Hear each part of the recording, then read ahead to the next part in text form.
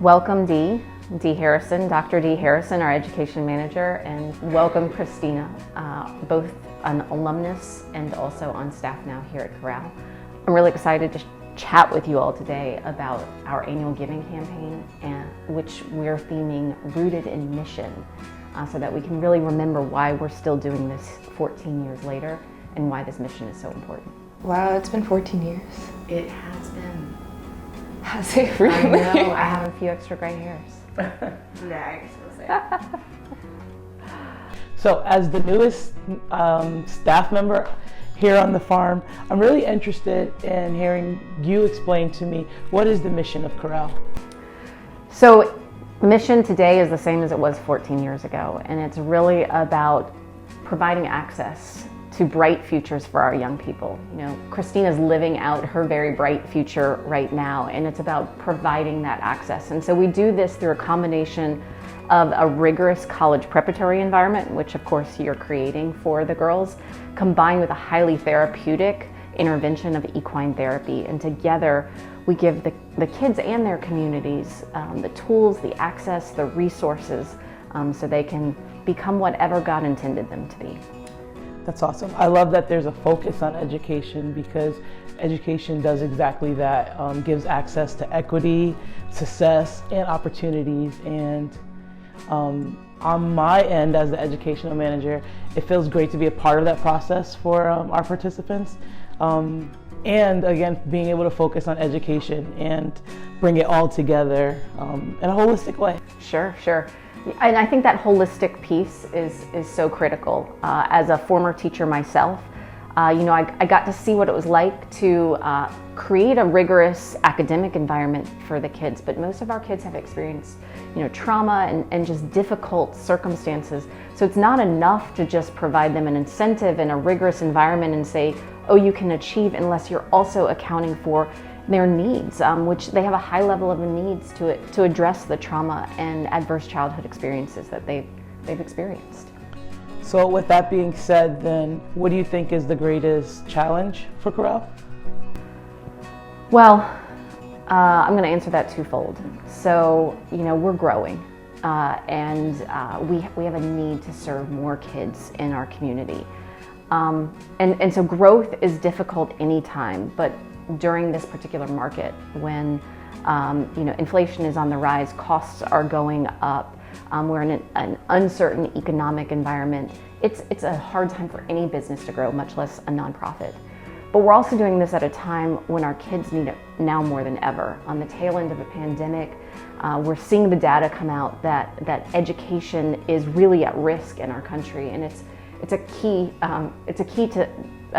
pillar of our society. And so when our kids are struggling so much academically, their schools are unsafe, their environments are unsafe, we need Corral now more than ever, and yet it's an incredibly difficult time to grow. I think it's important that you said that, because my point of view of the crisis in education is just that our students specifically are dealing with the effects of staff shortages. As we know, we have a student now whose history teacher wanted to provide more support, but can't because she's one of 34. Not only staff shortages, we're also realizing things are getting close to home with high violent rates happening around our schools and our schools, the higher rates of violence. Also due to the pandemic, I'm noticing that there was a huge gap created because of the loss of learning time. And that's on all levels, K through 8 and beyond. And then just also, and this is something that I know will hit maybe passionately for you, since the last school year, 2020-21, there's been a decrease, significant decrease in math scores, as well as English. And we are addressing those here through our math and reading remediation, but it's the problems that we're seeing here at large at Corral is also something that we're seeing globally in our education just program and processes. Sure, yeah, the math and remediation time, I think, is critical. Our kids come to Corral multiple grade levels behind. And we have this idea of where it's possible for them to go, where they're headed in many cases, and we have ideas about their future that they don't even think is possible. But when you're talking to a 7th grader who's 3-4 grade levels behind and saying you're going to college, it can seem unbelievable. And so that remediation process of where we're providing basic skills in reading and math that the schools are not able to provide, that's what really gives our kids the leg up that they need in school, so they can access that bright future. Christina, when you were a participant, when you first started, did you believe that you had access to college at that time, or the skills to get there? Honestly, college wasn't even something I'd even thought of. That wasn't any topic of speech during my family, because a lot of what was more important and more so in the forefront instead of was family, and along with a lot of hardships and the trauma. And so my world was more thrown into dealing with that, and being able to do that for my own self was much more difficult, to the point where it didn't even seem fathomable. And so when you're in the tutoring space with the girls now every Saturday, how are they reacting to, when Dr. D says, hey, y'all are going to college? So I see it in their eyes, and I love it, because when they first come in, like just getting out of Join the Herd, they get really excited about the horses, but they're not really so much thrown into the educational part. And so when they finally get the taste of like, oh, Dr. D, or oh, Miss Christina, like I just got an 80 on so-and-so. Meanwhile, when their grades came in here, they came in like D's, F's, maybe a C.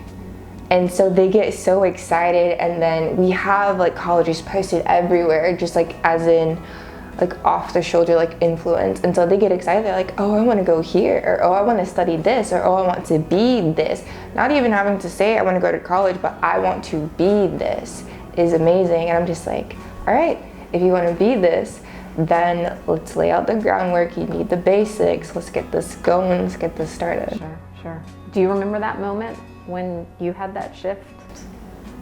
It was a domino effect. So it kept going and going and growing. It wasn't just like one instance. But I think more so, if I were to have that one instance, it would have been, I remember when I first came to the farm, and I was out with Miss Lauren, and she took me to see Giselle. Mm-hmm. Giselle is a beautiful Bay Arabian pony that we have, and she is this little tiny dainty thing, but she packs so much power, and you don't even have to, horses don't speak words, but she just carries it in herself, and she just has so much personality. And her story was she was pretty much abandoned with a bunch of other horses on a farm, and she had a baby, and she survived that, and she thrived. I know that horses experience the same things that we do, and she could have gotten depressed. She could have just wanted to give up, or even like health-wise, and she didn't. And she was just this beautiful force that was intimidating but reassuring at the same time, which is a lot of what the staff, you most importantly, and my own family had given me. And so it was really interesting, and it was like really drawing to that, like, okay, it's there, I can accomplish that. So it was cool. Love that pony. It's neat to hear you describe your experience with Giselle, because when she first got here, she was our second rescued horse, and she's still here.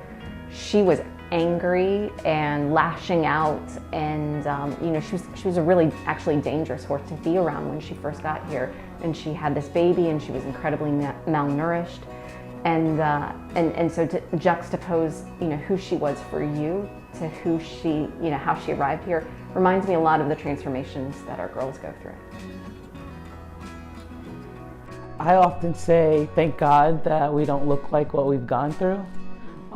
Because we as adults, we carry incredible things, but also at our students. I think some of their bags are heavier than mine, and it's just too bad. So for me, when I'm doing the work here at Corel, what really touches my heart is that, just for me, what got me into education was just that one person believing in me. Like Christina said, I remember one of the first things I said to the girls here when I was introducing myself is that my favorite quote is, "I believe in myself, therefore I am what I believe myself to be." And then I posed the question, well, who are you? And some of them are still thinking, but that's a loaded question. I'm still figuring out who I believe myself to be, right? So it's pretty great to be a part of that process, you know, in their lives, but also to have them as part of that process in my life. I'm learning so much through them and for them, which is pretty incredible. And I really do believe that sometimes it just takes one person that sees you wholeheartedly, that believes in you. And as you can, you know, witness, they're so blessed here because it's more than one person who sees them, who believes in them. They're getting it inside the barn while tutoring. And then when they're outside in the arena, even the volunteers see them and believe in them and make these correlations between the girls and what they're doing with their horses and how their lives are, you know, aligning. And I really do believe that it's pretty phenomenal. It's so incredible. You've been here, you know, almost a semester now. Correct. And in that short period of time, how have you seen the girls grow? I've seen them start at a high point. You know, at the beginning of the school year, everyone was fired up. And don't worry, Dr. D, we're not going to have any problems. I know you don't know me, but just wait and see. And they kept to that for a few weeks, as you know. And not that they deviated from that, but those challenges that we discussed became harder and became greater. So now it's, oh my goodness, Dr. D, I'm trying to get help in this class, but we don't have the support. And it's reflected in my grades. Or 'tis the season for, you know, sickness. And now, Dr. D, my body is not well, so I'm missing so much school because of this. So I see that regardless of the changes and the fluctuations in our grades right now, that our girls are resilient. And I think that's important because I know my mission is to make sure that I am helping foster resilient, independent learners, right? And so to be a part of that process is cool. So where I see where they started versus where we are versus where we're going, it's all in line, and it's a part of the process, and it's happening. And here we are at the start of another semester, and it's incredible because our grades are back up again, and so is our self-confidence, and so is our health, and everything is just, you know, it all affects one another. And that's what I'm noticing the most, what's happening in our educational space and, you know, outside. It's interesting for you to mention just health, because as a mom, you know, kids get sick, you're accustomed to that.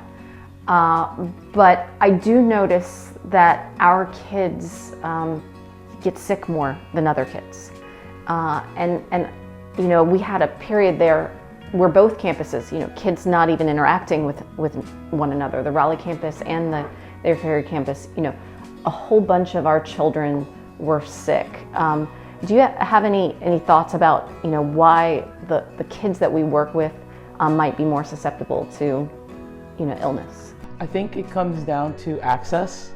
Personally, our students are representations of high impoverished backgrounds and places. They're coming from places that, again, had high poverty, which means they had lower access to adequate health care. Again, school shortages, so we're not taking care of our kids in school as well as we can because we just don't have the ability to.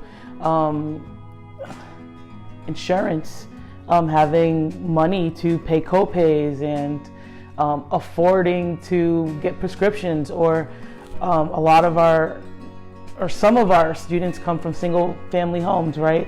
So mom not only has to take a full day of work off to just make sure that our students are healthy, but it also affects the other kids they may have who mom also supports. So I feel that our biggest challenge comes down to, where we live and what we have access to.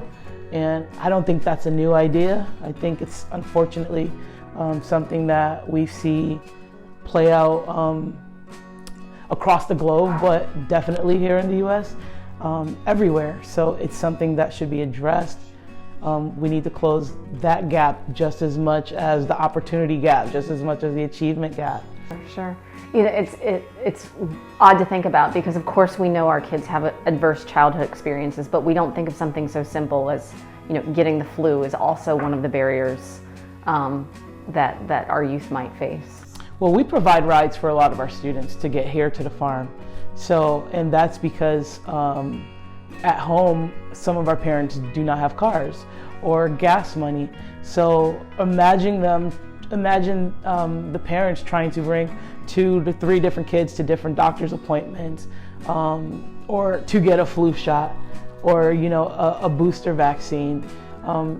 Simple things like that now become big, giant issues at home for our kids. So it's important.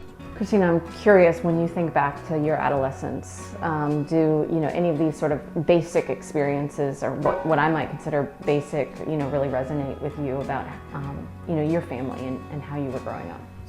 Coming to Corral and having the access of when they have, even when NC State donated all of those pink jackets for us, having the access of those extra clothing, Miss Lauren always telling us, and my sister backtracking, make sure you bundle up when you go outside. I don't want to hear, oh, it's cold. But it's also important that we have those things, those necessities.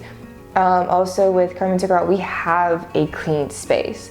The girls and myself were taught to keep your area clean, to upkeep it, make sure, and we have room. That's another important thing. There are families that, my goodness, have a house that's this size.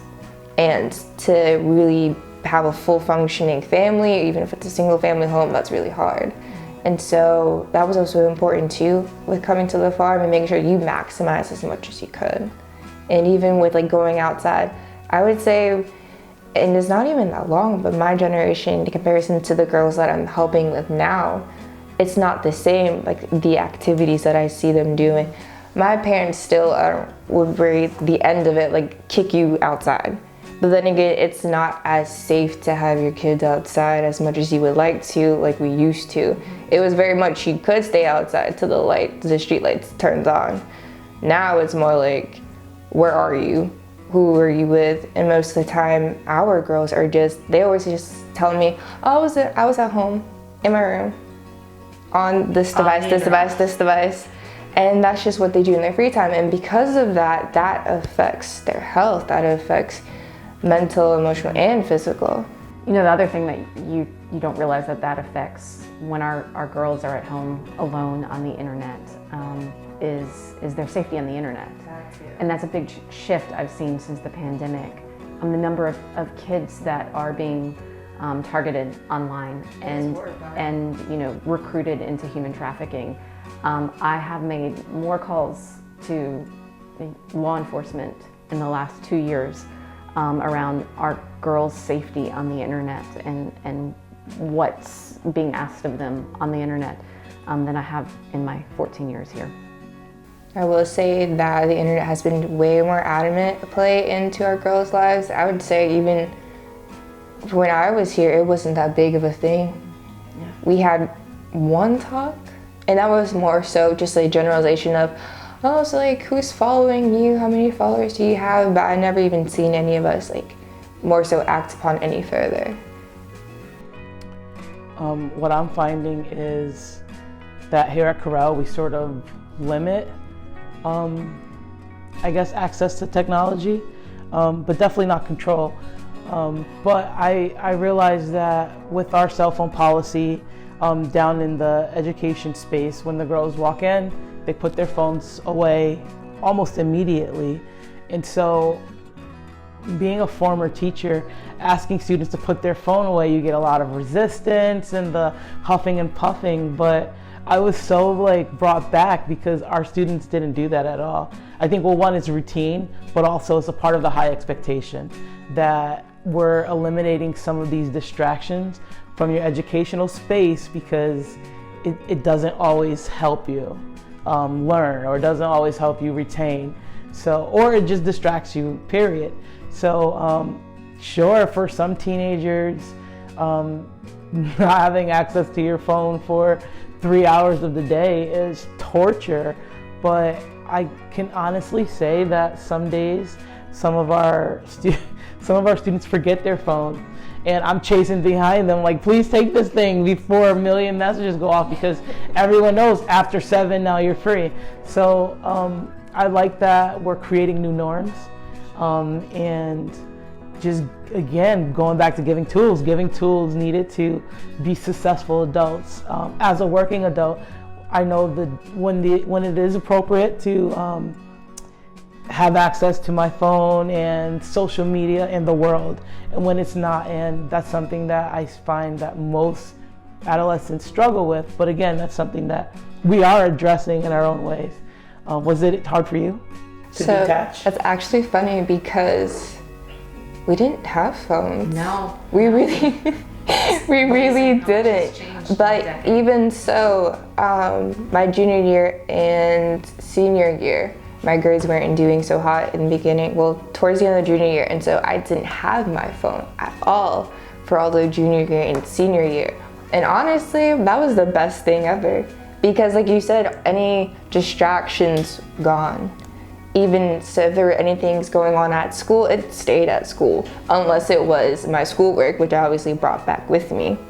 And so because of that, I was able to re-establish my boundaries and really say, like, okay, this is for here, this is for here. And understand that I didn't need to put myself into other people's problems or situations that really I wasn't even supposed to be tackling on. But because I knew I had these skills, I could go help everyone, but it wasn't my time to do so. And so I think eliminating that, it wasn't ever a problem. I was able to really just be like, all right, I need to figure this out. Sure. Self-entertain. So, our kids are here 17 hours a week after school and on the weekends, where they have, a cell phone free zone, where they get to play outside on a farm and be their authentic self. It's a pretty unique space that not many teens have access to now. And that's also part of doing the work. Studies have shown that successful interventions include extended school days for students, especially as we address the learning loss that COVID created. So we're doing that. And also studies, or evidence-based studies, have shown that just high rate tutoring and consistent tutoring is also something that should be used as intervention in closing these gaps. And that is, again, something we're doing as well. So, the national report card just came out. Right. And we found nationally, but certainly also locally, that all of our students are underperforming, and the gaps that were created from the pandemic are profound. And then, of course, we're working with students that were already behind, and so they could go all the way through 12th grade, being even further behind. So what specifically is the research saying will close those gaps?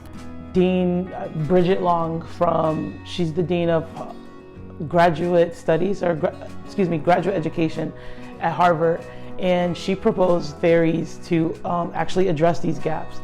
And she says that there are actually programs, specifically she said programs, after school programs, and that excited me because that's Corel. So she's saying that it is so important to fund these programs and to make sure that money is allocated towards going to these programs, because it is designed to close these gaps by addressing some of these needs again, by giving access to more time with math, giving access to more time with reading, and just being able to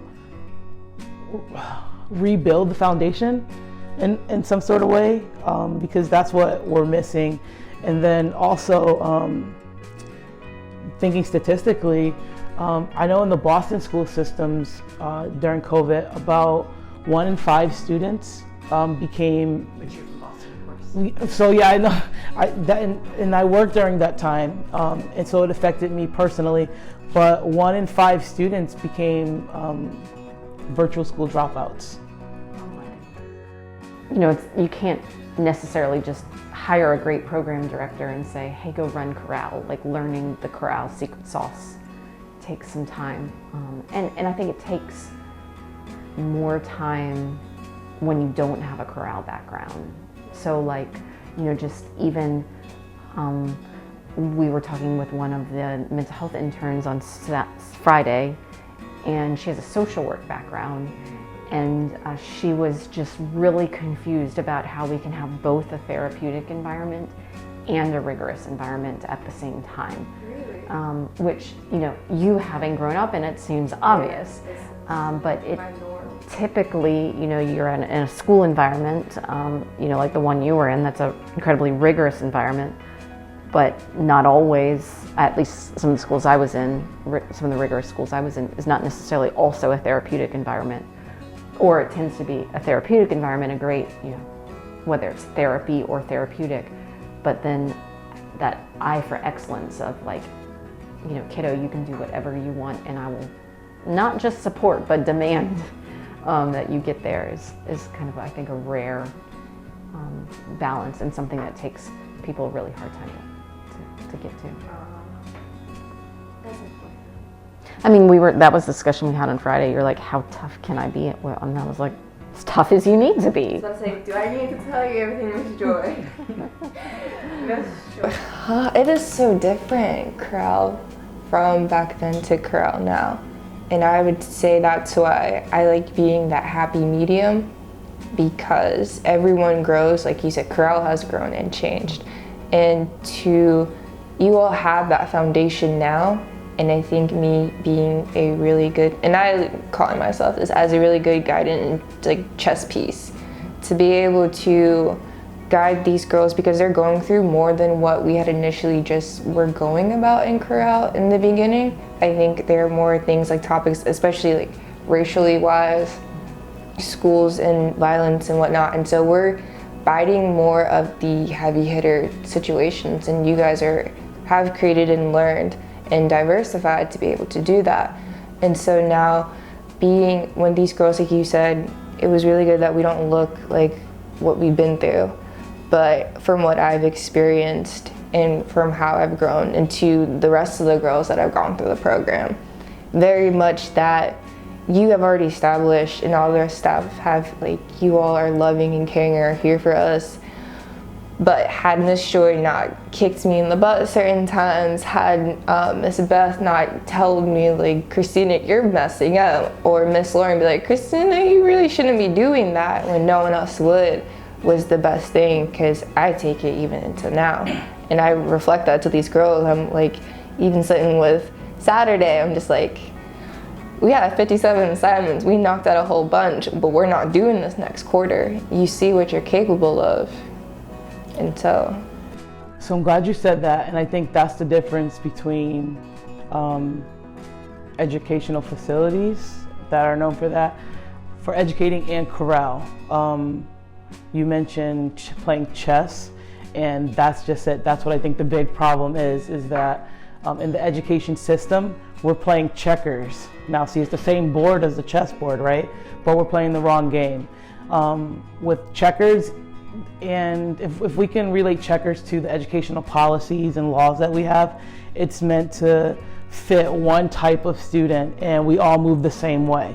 Learning happens the same way. But at Chorale, we're able to offer differentiated learning and individualized plan for each of our students. And this plan may include more support academically, because that's what's needed right now. Or this plan may include more therapeutic and mental health support for that day, because that's where that student is at that given time. So here at Corral, we're also able to meet students where they are, and I'm finding that is a part of the work that needs to happen that will continue to close these gaps and have more positive outcomes like Christina. Just having access, I'm sure, just put you on a different path. And in my opinion, you're doing great today, and you're able to come back and show our girls that. And that's something that I'm also trying to foster in our space is as we build community, our girls tutor each other. So we have one who's a math whiz, and you can give her a whole sheet of multiplication and she'll bang it out in less than a minute. So she now tutors our younger students in math. And it was funny, the other day she pulled out her notebook from last year and was like, oh, this is where you are? Well, this is how you do this integer, and this is what that means. And it blew my mind because she didn't start that way. And if she can teach it, she really knows it. And I haven't done high school math myself in a long time. So I knew some of it, but I missed a step. And she was like, actually, Dr. D, this is how it works. And to me, it's just, again, it's incredible, because now the younger student who she was tutoring looked up to her as, wow, like, you knew something that an adult didn't. I can do that too. And she walked away, both of them walked away, I believe, feeling great, because, well, one gave and one received. So it's really cool. So, I think the thing that makes Corral unique is that we really step into the places for our kids that no one else has or no one else will. And like you say, it's not one size fits all. It's, where is this gap, and how do we walk with this kid all through their middle and high school years into their bright future, and help them fill those gaps, or help their community fill those gaps. And that's a pretty tremendous investment. It's not common. You were just talking about other after-school programs. It's not common that programs walk with kids all through their middle and high school years. It's not common that they serve kids 17 hours a week. But it's not common to have these kinds of results either. And so I think as a community, our community has decided it's worth that investment. It's worth investing heavily through the long term for our young people. But what I love about our community, but what I love about our community is that our community also walks with us, in steadfast support year after year, so that we can walk with our kids in steadfast support year after year. Whether it's a monthly gift or an annual gift, our community continues to show up. The real challenge for our community, as you were talking about earlier, is growing this so that it's not just the Cary Farm and the Raleigh Farm doing this, but that there's a Durham Farm and there's a Fayetteville Farm, and that we can really have multiple small corrals throughout our community. What do you all see that I'm thinking about growth, I'm thinking about where we're going, and what that steadfast support really looks like. What do you all see practically on the ground with the kids as what we need from our community in terms of increased steadfast support? I think the common theme that I've been noticing throughout this conversation is that the trickle effect, and that the more access, the better. The more we can give, the more they learn, the more they grow as individuals. So being a part of a community that gives, I think that it's so important that we continue to not only give monetarily, but that is a huge part, because again, we want to give more kids access to this great program from the different boroughs of forget North Carolina, the U.S., because this is a need everywhere. So definitely more funding, but time. We really need to invest more time So that looks like tutoring, that looks like being a consistent and stable adult in their lives, whether it's in the educational setting or in the arena setting. Or a driver. Or a driver, exactly, with transportation. I think that the more access, the more time that we invest in our youth, we get back later in life, and it really does help them grow. It's like the whole philosophy of planting a seed, you know, giving it a little this, giving it a little that, and watching it grow into a beautiful tree. So we need to continue to do that. I'm really glad you brought up the seed analogy, because as a funder, you often think there's a point of diminishing returns. Like they can't possibly need more money. I gave them money last year, you know, that there must be a point at which they're, you know, self-sustaining or something. But that's not how growth works. You know, if you're to plant a seed, a field of corn or what, you know, what you plant is what you sow. And so what we plant in our community, you know, really does become rooted and you know, grows out to become a much healthier community over the long run. Rooted in the mission. Rooted in the mission. We are rooted in the mission. Our girls create family with not just us, but more importantly with our volunteers. And it doesn't matter to them if they look like them, talk like them, act like them. They just end up being so warm, welcoming, and knowing that, okay, this person's here to help. And even for myself, I just recently met, we had one of our volunteers who came and did lunch, and she remembered me. Oh, wow. When she had first started off as a horse feeder. Oh my goodness. And now she comes out, like up until now, to just help out with lunch. She's like, I remember you when you were just little. And I was like, that is crazy. So not have only I've been here for that long, she has been here for that long, and all of our other volunteers. Even for our sponsors and for anyone that I've always said, we don't always have to see your face, we don't always have to know who you are, but whatever you're doing, even to my sponsors, I always gave them thank you notes at the end of each year, because I knew it takes a lot to be here. And it's very important to know that they don't know me, they never knew, and also for our safety, but just what they were doing was making such the biggest impact in my life and for the rest of our lives and for future, present, and past, that it is more beyond anything that the English language can make up to say how grateful I am for that. And it takes a lot, and they become our family. They become our community. It's crazy to realize what a robust community of hundreds of donors and hundreds of volunteers are behind the girls. And they do know it. You know, the girls realize there's this entire like cheering squad of hundreds of people that they've never met that are behind them. And I think that's one of the reasons the girls also do their part. You know, they, like you said, they come and they show up every single day, and they, you know, want to excel in school and they want to excel in their arena. And yeah, they have their bad days, but they consistently show up, they work hard, they come back year after year. And I think it's because they know that it's more than just, you know, the three of us that are supporting them, that there's this whole world of people behind them that are rooting for them as well. Mm-hmm.